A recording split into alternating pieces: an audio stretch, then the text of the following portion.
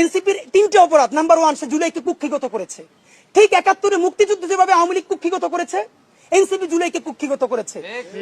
মুক্তিযুদ্ধ করেছে সবাই, আবমর, কৃষক, শ্রমিক, জনতা, জনযুদ্ধ। আওয়ামী লীগ এসে বললো আমি যুদ্ধের মালিক, সাথে দিল্লি সংবিধান লিখে দিল দিল্লি, এখানে আর একটা বাকশাল কায়েম করে এটা আওয়ামী লীগের গঠনতন্ত্র তারা বানাই ফেললো। জুলাইকে কুক্ষিগত তারা করেছে।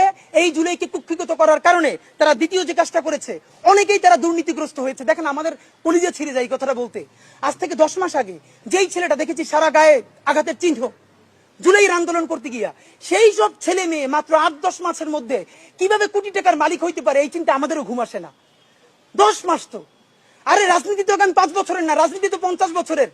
কষ্ট করে বসে থাকলে আগামী বাংলাদেশ হয়তো আমাদের, জুলাই যোদ্ধাদের।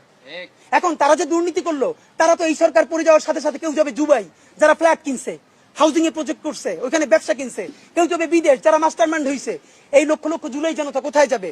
আমাদেরকে যে তোমরা এই জাহান্নামের মধ্যে ফেলাই দেবা, এর দায় কিন্তু ইতিহাসের কাছে দিতে হবে, আল্লাহর কাছে দিতে হবে।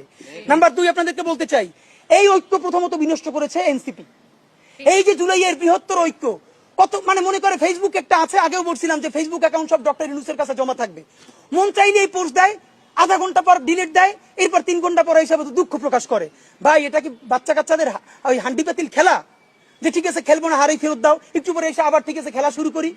বাবা তুমি যদি ইমোশনাল হও, তোমার যদি কবি সাহিত্যিক আর্টিস্টিক সেন্সটা বেশি থাকে, তুমি যদি অভিমানী বালক হও, তাহলে তুমি নাটক করবা, সিনেমা করবা, থিয়েটার করবা, আর্ট কালচার করবা। তোমার উপদেষ্টা হওয়ার মতো সিরিয়াস দায়িত্ব কে নিতে বলছে? আমরা যখন এটা সমালোচনা করলাম, তাদের ভাই বন্ধুরা আমাদেরকে কিয়ামত করে সমালোচনা করলো। তখন বললাম ভাই তিনি বিদেশ চলে যাবেন, যেই সব ছেলে মেয়েরা তোমরা দেশে আসো, তোমরা দেশে থাকবা, তোমাদেরকে মানুষ ভালোবাসে। ভাইয়ের রাজনীতি কইরা জনগণের বিরুদ্ধে যাইও না, জনগণের বিপক্ষে গিয়ে ভাইয়ের রাজনীতি করলা। এখন তোমার ভাই তো তওবা করছে, তোমরা তওবা করবা কার কাছে? এই জন্য ইনসাফের উপরে থাকেন, নিজের বিবেক